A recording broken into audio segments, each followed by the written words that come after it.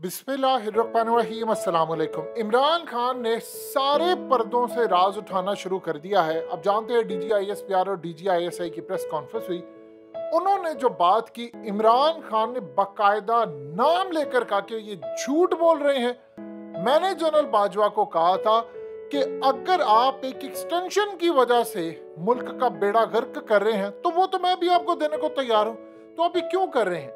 ये क्या सूरत हाल थी? इमरान खान ने कहा कि DGISI और DGISPR ने झूठ बोला है क्योंकि उन्होंने प्रेस कॉन्फ्रेंस में सच नहीं बताया, तो मैं आपको सच बताता हूँ। ये क्या सूरत हाल है? ये इमरान खान की अब तक की समझ ले लाइफ की सबसे अहम तरीन गुफ्तगू है जो उन्होंने की है एक आउटलेट के साथ। ये जरा गुफ्तगू सुनिए, फिर आपको अंदाजा होगा कि इमरान खान का पॉइंट ऑफ व्यू क्या है।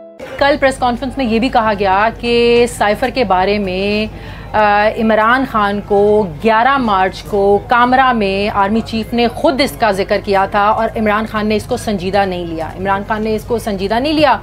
और बाद में जब 27 मार्च को लहराया गया तो हम हैरान हो गए। पहले तो ये इतना बड़ा झूठ है। वहाँ शाह महमूद कुरैशी था, वहाँ असद उमर था, वहाँ परवेज़ खटक था उस मीटिंग के अंदर। हाँ। उधर ये बिल्कुल नहीं कहा। ये वहाँ सिर्फ ये हमें उन्हें कहा कि ये साइफर आया, ये अमेरिकनों से आया ये साइफर, और हम इनको डिमार्श करेंगे। क्योंकि साइफर के अंदर उसने लिखा हुआ था एम्बेसडर ने कि कभी उसकी ज़िंदगी में इस तरह की बात नहीं की गई कि एम्बेसडर को कह रहा है कि जनाब अपने प्राइम मिनिस्टर को हटा दो। तो हमने क्या करेंगे, मैंने इसको सिर्फ ये बताया। और उसके बाद क्योंकि OIC कॉन्फ्रेंस आ रही थी 1920 को थी, हमने जान के उसके लिए हम रुके रहे। अच्छा। ये बिल्कुल इन्होंने गलत, मैं इसलिए कह रहा हूँ कि बड़ी गलत बयानी की, और भी गलत बयानियाँ थी, ये करनी नहीं चाहिए। और मैं नहीं चाहता कि मैं ज़्यादा बात करूँ कि मेरे इदारे को ना नुकसान पहुँचे। लेकिन वो कहते हैं कि साजिश के कोई शवाहिद भी नहीं मिले, हमने तहकीकात भी की, तो ये सिर्फ अपने मफादात के लिए और फ़ौज को अवाम के सामने लाने के लिए और गलत फहमियाँ पैदा करने के लिए इमरान खान ने मीडिया को भी जो है वो अपने बयानिए का सिखाया, उनको फीड किया और कुछ चैनल्स को भी। लेकिन सबसे पहले तो वहाँ सच की भी बड़ी बात हुई। मैं सोच रहा था सच आना चाहिए सामने। सच क्या है? साइफर सच है, साइफर अवेलेबल है, साइफर नेशनल सिक्योरिटी काउंसिल में प्रेजेंट हुआ है। नेशनल सिक्योरिटी काउंसिल जिधर आर्मी चीफ बैठा हुआ था और जिधर ये ISI चीफ बैठा था उसके सामने प्रेजेंट हुआ है। उन्होंने कहा मुदाखलत हुई है। अगर मुदाखलत नहीं हुई तो नेशनल सिक्योरिटी काउंसिल ना कहती। मुदाखलत क्या हुई है? एम्बेसडर को कह रहे हैं कि प्राइम मिनिस्टर को बदलो, नो कॉन्फिडेंस मोशन में। वो प्रेजेंट हुआ, मिनट्स अवेलेबल हैं उसके। उन्होंने फिर डिमार्श किया उसको, तो इसमें झूठ क्या है? कभी आपने सोचा है कि आप के तो जाहिर है अमेरिका से कोई ज़ाती दुश्मनी नहीं है, मुल्कों के दरमियान जो ताल्लुकात होते हैं जाहिर है अपने अपने मफाद होते हैं, तो अमेरिका को ऐसी इमरान खान से क्या प्रॉब्लम थी? अमेरिका इमरान खान को हटाना क्यों चाहता था? आखिर इमरान खान ने ऐसा क्या किया था? देखिए, अमेरिका को आदत पड़ी हुई है, यहाँ स्टूजेस बैठे हुए हैं, जो हुक्म देता है वो मान जाते हैं। यहाँ हमारी बदकिस्मती है कि ज़ियाउल हक के ज़माने में तो क्योंकि हम वो उनकी जहाद अफ़गान जहाद जब लड़ी जा रही थी तो उन्होंने पाकिस्तान एक फ्रंट लाइन स्टेट बना दी। हमें पैसे देते थे, हम लड़ते थे, लेकिन हमें उनकी ज़रूरत थी। जैसे ही वो ख़त्म हुई उन्होंने हमारे ऊपर सैंक्शंस लगा दी और यहाँ कोई उनके सामने बात करता ही नहीं था पाकिस्तान के इंटरेस्ट में। जब उन्होंने हमें ज़रूरत पड़ी वॉर ऑन टेरर में, जनाब जनरल मुशर्रफ ने एक टेलीफोन कॉल पे मान लिया, 80,000 पाकिस्तानी मार गए उसमें। पाकिस्तान ने अपने इंटरेस्ट की बजाय उनके इंटरेस्ट के लिए अपने लोग कुर्बान कर दिए। उनको आदत पड़ी हुई है, यहाँ सारे उनके सामने गिरे हुए होते हैं, घुटने टेक के बैठे होते हैं। जब आप अपने मफादात के लिए खड़े होते हैं तो वो एक नई रिलेशनशिप होती है। वो थोड़ी मुश्किल होती है। वो उनको अगर आदत पड़ी हो गुलामों से डील करने की, तो कोई आज़ाद आदमी आएगा तो थोड़ा तो मसला आएगा ना उसको, लेकिन रीएडजस्ट हो जाता है। अब हिंदुस्तान है, वो अपने इंटरेस्ट के लिए खड़ा हो जाता है। बिल्कुल। उसने रूस से तेल मंगवाया। पहले तो मैं कभी किसी की डिक्की में घुस के तो आर्मी चीफ को नहीं मिलने गया। जो मीटिंग हुई थी वो प्रेसिडेंट हाउस में हुई थी, आरिफ अलवी के साथ मीटिंग हुई थी। कोई छुप के इन द सेंस कि पब्लिक नहीं की थी, क्योंकि मुज़ाकरात हो रहे थे, लेकिन इनको वाज़ेह होना चाहिए कि वो मीटिंग का सिर्फ एक मकसद था, साफ और शफाफ इलेक्शन। सही। अभी भी हम वो जो मैं पब्लिक में कहता हूँ वो मीटिंग का मकसद सर इसमें तो कोई गैर आईनी गैर कानूनी बात नहीं है। और मैं ये इसलिए देखे ना, जब जिसका काम ये नहीं है। एबटाबाद ऑपरेशन हुआ, कभी हमने इस तरह खुलकर सामने DGISI नहीं आई और बात नहीं की।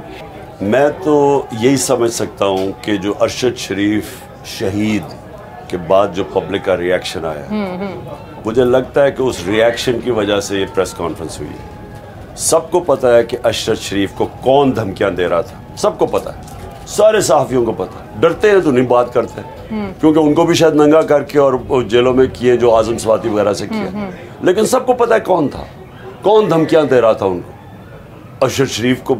और उनके घर जाके उनकी वालदा से पूछ लें, वो आपको सारों को बता देंगे कौन था ये लोग। अब उसका रिएक्शन आया, उसके रिएक्शन के ऊपर इन्होंने आके ओवर कॉम्पनसेट किया और ऐसी ऐसी बातें की जिसका मैं बड़ा सख्त जवाब दे सकता हूँ। लेकिन मेरे मुल्क की फ़ौज है, इदारा मेरे मुल्क का है, उसको नुकसान पहुँचना मेरे मुल्क को नुकसान है, इसलिए मैं अपना मुंह बंद किया हुआ है। फिर क्या ये बात दुरुस्त है कि इमरान खान ने मार्च में जनरल बाजवा को गैर मुइना तौसी की पेशकश की थी, जिसे जनरल बाजवा ने ठुकरा दिया? हमने देखिए, मुझे एक गुस्सा है, क्योंकि हर चीज़ कॉन्टेक्स्ट में पेश किया करें कि वो किस कॉन्टेक्स्ट में बात हो रही थी। बात इस कॉन्टेक्स्ट में हो रही थी कि हमारी माइशत 6% पे ग्रो कर रही थी। हमने वहाँ से उठाई थी जिधर मुल्क बैंकरप्ट था।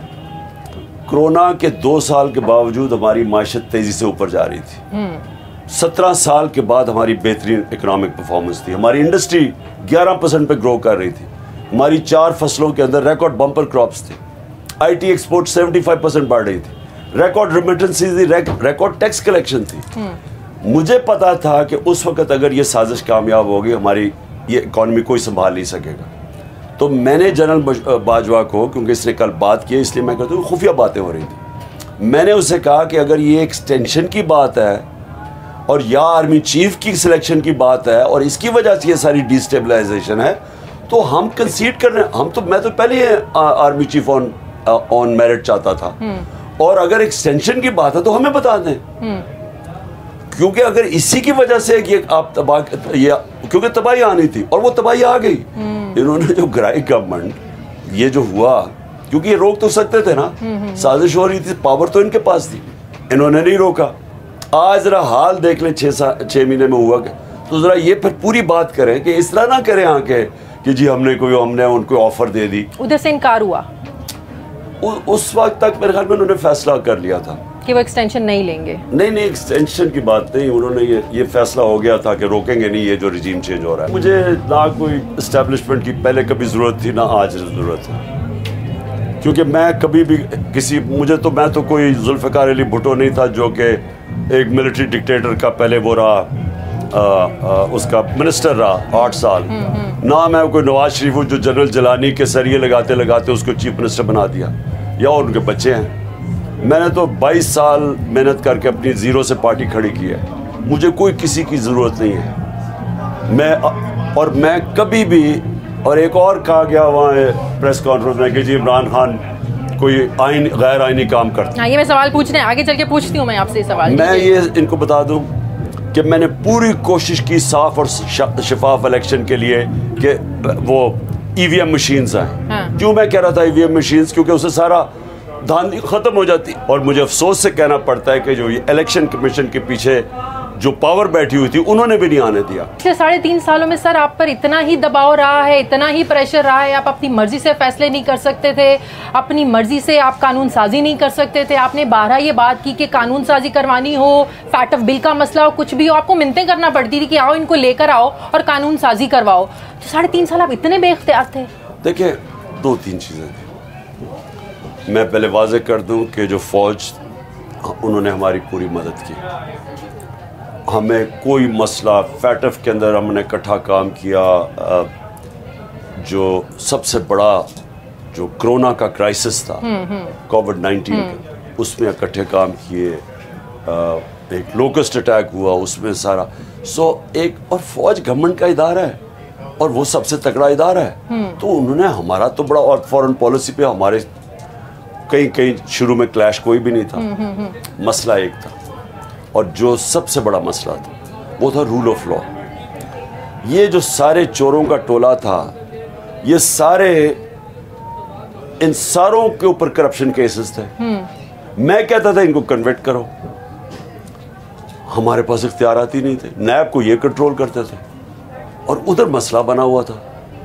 और इधर अजीब अजीब बातें करते हैं कि जी कहेंगे जी सारों को अंदर डाल दो। ऑपोजिशन मैं इनसे ज़्यादा डेमोक्रेसी जानता हूँ, इनको क्या पता डेमोक्रेसी क्या है। हमने तो इंग्लैंड में देखी हुई है डेमोक्रेसी क्या होती है। कभी मुजरिमों को, चोरों को भी कभी कहते हैं डेमोक्रेट्स। उनके ऊपर बिलियंस के करप्शन केसेस हैं। पहले जनरल मुशर्रफ माफ़ कर देता उनको, जो वो उसको करना ही नहीं चाहिए था, क्योंकि पैसा तो कौम का चोरी हुआ था। जनरल मुशर्रफ ने माफ़ कर दिया आतमताई की तरह, अपने आप को बचाने के लिए। अब आगे फिर उनके करप्शन केसेस माफ़ कर दिए। मैं अपने बार कह रहा था कि NRO मैं नहीं दूंगा। उसका मतलब क्या है कि ये कोई कानून के ऊपर है लोग, कि गरीब आदमी चोरी करे जेल में और ये चोरी करे और कहे जी हम कोई ख़ास लोग हैं, हम ब्लैकमेल करेंगे, गवर्नमेंट गिरा देंगे। सारे इनको जो लॉन्ग मार्चेस थे वो महंगाई के लिए नहीं थे, वो NRO के लिए थे। तो NRO दिया गया, इख्तलाफात यहीं मैंने हर वक्त उनको कहा, मुझे कहते जी आप इकोनॉमी पे कंसंट्रेट करें, ये एहतसाब ना करें। इकोनॉमी का क्या, कभी आज तक इकोनॉमी ठीक हुई है जिधर रूल ऑफ लॉ नहीं होता? चाइना ने 450 वजीरों को जेलों में डाला है, सबसे तेजी से उनकी इकोनॉमी ऊपर जा रही है। इन्होंने पता नहीं क्या था। और वहाँ सबसे बड़ा, अगर मैं कहना मैं फेल हुआ हूँ, मैं फेल इसलिए हुआ कि हम कानून की बालादस्ती नहीं कायम कर सके, हम ताकतवर को कानून के नीचे नहीं ला सके। सर आपको बाकायदा कहा जाता था कि इसके खिलाफ केस ना चलाओ, ज्यादा जोर ना डालो, ज्यादा ये नहीं, हमारे कंट्रोल में नहीं था। नैब तो इनके कंट्रोल में था, तो हम तो कुछ कर ही नहीं सकते थे, जिसकी वजह से इनको NRO दे दिया गया दोबारा। नहीं, वो तो बाद में दिया ना, जब मैं गया हूँ, जब आप गए। लेकिन हमारे द्वारा हम इनको कन्विक्ट ही ना कर सके। FIA का शहबाज शरीफ का ओपन एंड शट केस था, 16 अरब नौकरों के नाम पर अपने फैमिली में डिस्ट्रीब्यूट कर दिए पैसे। उसमें क्या छुपी चीज़ थी? कोई आम आदमी होता उसको पकड़ गया, वो जेल में होता, उसको हम पकड़ ही ना सके कभी। तो पीछे से ये थे, ये इनके पास ताकत थी, हम कुछ नहीं कर सके। सर वो कौन सा ऐसा पॉइंट था जिस पे हम ये कह सकते हैं, या आप आज ये इन्फॉर्मेशन शेयर करें कि एस्टेब्लिशमेंट के साथ इस मसले की वजह से आपके ताल्लुकात बहुत ख़राब हुए? देखिए, मेरे दो जगह थे। एक तो ये था एहतसाब, वो पहले दिन से ओपनली सबको पता है, मीटिंग्स में मैं कहता था कि आप ये इनको चोरों को पकड़ नहीं रहे, ठीक है, और आप इनको छोड़ रहे हैं। वो हर किस्म की हर एक्सक्यूजेस, तो आप कुछ भी जस्टिफाई कर दें, ये है वो है, मुल्क है। अब अजरदारी के ऊपर क्या चीज़, इनको किस सबूत की ज़रूरत है? वो जो मुराद अली शाह था, उसके सारे करप्शन, पूरा मुझे नैब के चेयरमैन ने कई दफ़ा कहा जी ये तैयार बैठे, हमारा ये ओपन एंड शट केस है, वो इजाज़त नहीं मिल रही। इजाज़त कहीं और से मिलनी थी। तो मैं वही कह रहा हूँ ना, मेरे से तो नहीं इजाज़त लेनी थी ना, पावर हमारे पास तो नहीं था वो नीचे। एक तो वो था, और दूसरा एक उस्मान बुज़दार को हटा के जी अलीम खान को लगा दो, ये दूसरा था। इधर सुना एक वक्त पे आप तैयार भी हो गए थे। एंड में जब एक स्टेज आया एंड में कि जब अब हमने आपस में डिस्कस किया कि हमने कहा कि देखें इस वक्त इन्होंने गवर्नमेंट गिराई तो ये मुल्क डिस्टेबलाइज हो जाएगा। मुल्क के लिए अगर आप इस वक्त पॉलिटिकल अनसर्टेनिटी क्रिएट करेंगे तो इकोनॉमी बैठ जाएगी। ये मैंने खुद बताया, इनको शौकत तरीन ने भी बताया। हमने पूरी कोशिश की कि उस स्टेज के ऊपर ये डिस्टेबलाइजेशन ना होने दो। तो उसका प्राइस उन्होंने कहा कि ठीक है जी अलीम खान, मैंने वैसे उन्हें कहा, मैंने कहा जिस वक्त आप अलीम खान को लेके आएंगे तो उसको खड़े हो जाएंगे लोग जो कहेंगे हम नहीं उसको वोट डालेंगे, और वही हुआ। अच्छा, अलीम खान चौधरी परवेज लाई ने कहा हम नहीं उसको वोट डालते, तो वही होना था। तो बहरहाल, और मैं थ्रू आउट जो इसको हटाने की कोशिश कर रहे थे उस्मान बुज़दार को, मुझे इसकी कभी समझ नहीं आई कि रिप्लेसमेंट तो थी कोई नहीं। और मुझे पता था अलीम खान के क्या मसले हैं। उनके LDA मुझे बता रहा है कि उन्होंने ज़मीन, इलीगल ज़मीन उसके ऊपर कब्जा किया हुआ है। तो मैं कैसे किसी को चीफ मिनिस्टर बना दूं? तो मैंने बताया भी, बहरहाल 2 मेरे मसले थे, यही 2 हमारे इख्तलाफात थे। उसके अलावा तो हमारी बल्कि बड़ी अच्छी रिलेशनशिप थी। उसके बाद आपके मसाइल ऐसे ख़राब होना शुरू हुए? नहीं, ये 2 इश्यूज रहे हमारे थ्रू आउट। एंड में जाके मुझे नहीं समझ आई कि इन्होंने कहा हम न्यूट्रल हो गए, और उसके बाद गवर्नमेंट चली गई।